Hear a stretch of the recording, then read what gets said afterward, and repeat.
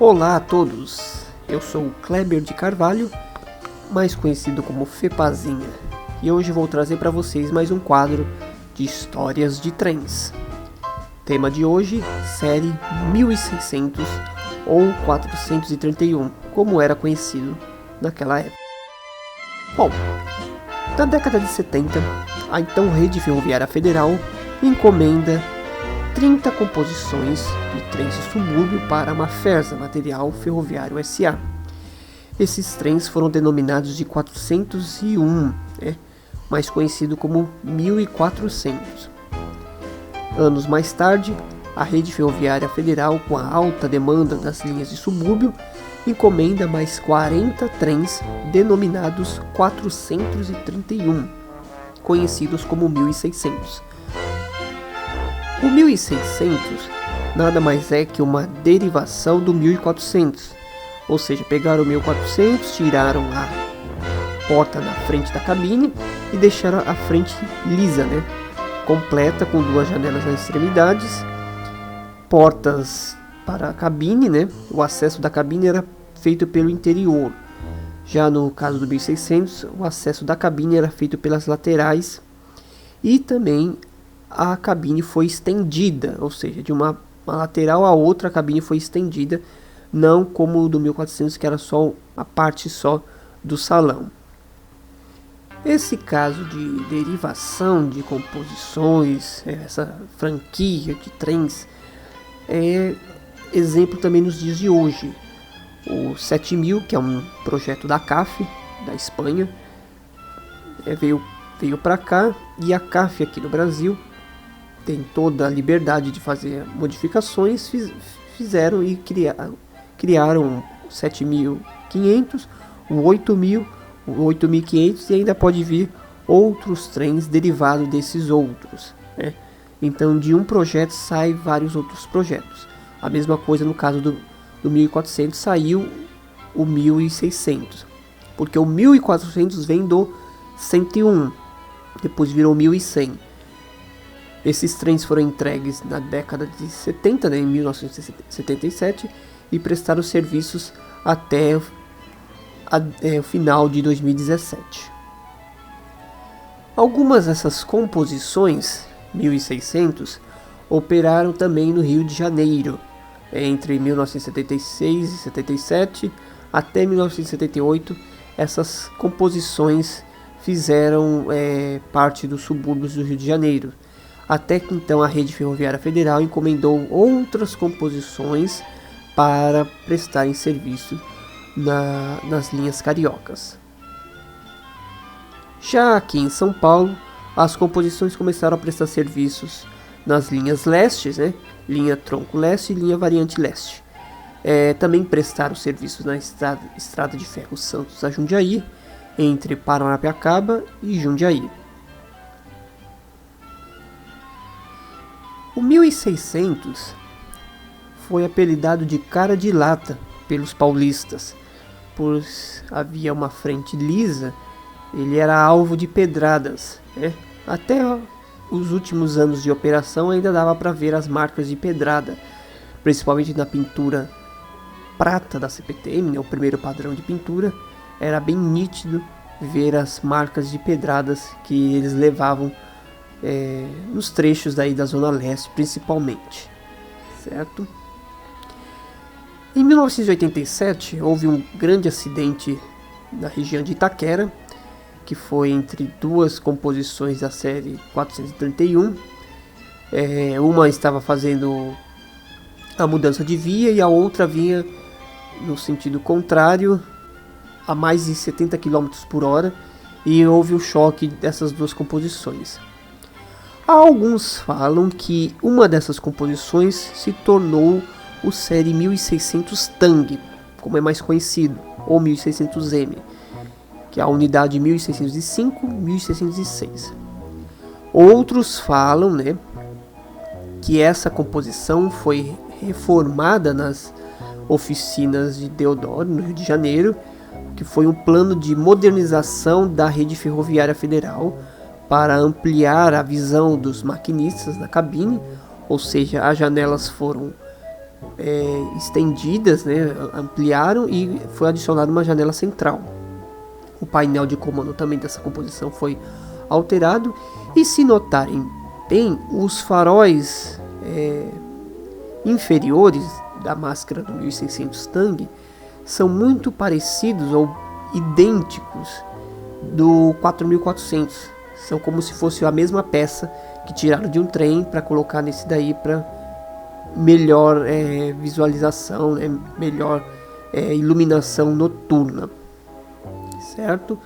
E o 1600 Tang foi uma das primeiras composições a serem baixadas por problemas elétricos, né? Mas o plano da Rede Ferroviária Federal não seguiu adiante, pois outras composições poderiam ter passado por essa modernização e teríamos mais trens parecido com o 1600 Tang. No início dos anos 90, com a criação da CPTM, Companhia Paulista de Trens Metropolitanos, toda a malha de subúrbios da CBTU aqui em São Paulo é repassada para a nova concessionária do estado de São Paulo. E isso, os 1600 também são passados para a CPTM. No entanto, a CPTM ela tentou fazer algumas melhorias assim nas próprias oficinas, como colocar os madeirites no assoalho do trem, umas pinturas que foram feitas, uma melhoria assim mais simples, pois as composições 1600 não tiveram revisão geral, foram uma das únicas que não passaram pela revisão geral.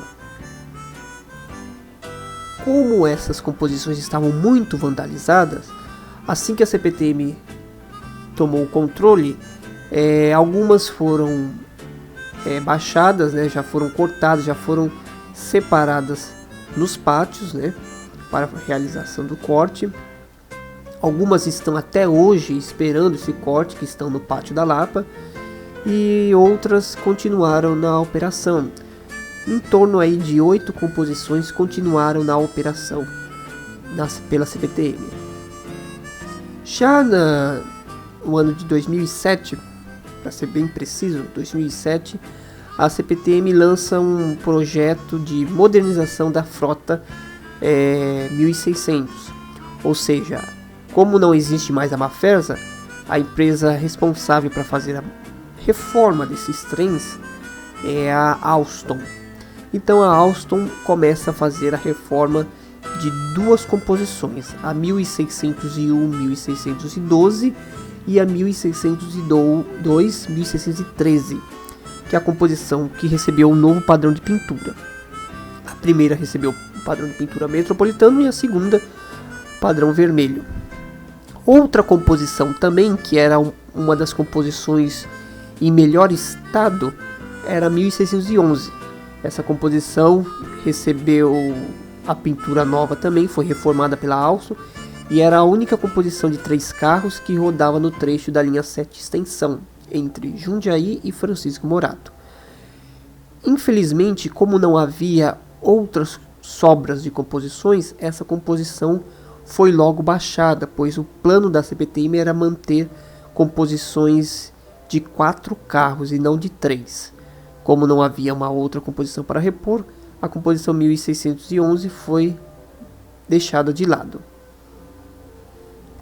A composição série 1600 Tang também recebeu a reforma realizada pela Alstom. Esta composição prestou serviço entre 2012 até 2013, ela ainda prestava serviços. Houve um acidente nos componentes elétricos e a CPTM encostou essa composição e deu a baixa e depois realizou o corte. O corte dessa composição foi realizado na linha 8, no Pátio Santa Terezinha. A composição 1603 e 1604, que também é uma das composições antigas, recebeu a modernização no mesmo plano do 1400. E essa foi denominada de 1600 fase 2. 1600 fase 2 durou aí também até 2014, quando foi para a linha 7 e sofreu um acidente. Ele sofreu uma batida e essa composição saiu de serviço, foi baixada. As outras duas composições que foram reformadas, 1601 e 1602, receberam 4 carros cada uma, ou seja, tiraram os carros reboques dessas composições e só mantiveram os carros motores e os carros reboque cabine. E todas elas foram para a extensão da linha 7. Aí prestaram serviço até 2018, quando houve a baixa delas, e junto com os 1100 também que foram baixados, uma delas foram para Lapa e a outra ficou em Jundiaí. Ficou baixada em Jundiaí. O Série 1600 tem muita história para contar. Desde a época da CPTU quanto da CPTM, foi um dos trens que foi muito vandalizado. Incêndios, muitas composições foram perdidas por incêndio, vandalismo. Mas junto com os 1400 trouxe muito desenvolvimento para as ferrovias no nosso estado. Há sim uma composição, um carro da série 1600 ainda preservado, que são o carro de teste na Alstom, e também tem um carro cinema que foi utilizado como carro cinema, um trem cinema no interior de São Paulo. Ele se encontra no interior de São Paulo. Isso é muito interessante porque ainda a estrutura, a lataria, o esqueleto desse trem ainda permanece por aí. Infelizmente as associações de preservação não tiveram interesse em manter essa série, quanto também o 1400 não houve nenhuma preservação desses trens. O 1100 ele tem a preservação dele, conseguiram a preservação, mas o caso do 1400 e 1600 não houve. Bom pessoal, espero que todos vocês tenham gostado. História de Trens fica por aqui. O próximo vídeo eu pretendo trazer a história da Litorina 141 e todas as suas particularidades, tanto que é um trem que faz parte dos Budismafers que foram feitos no Brasil. Pessoal, agradeço muito pela presença de todos. Não se esqueçam de se inscrever no canal, ativar as notificações e não se esqueçam de dar o like no vídeo. Muito obrigado pessoal e até a próxima.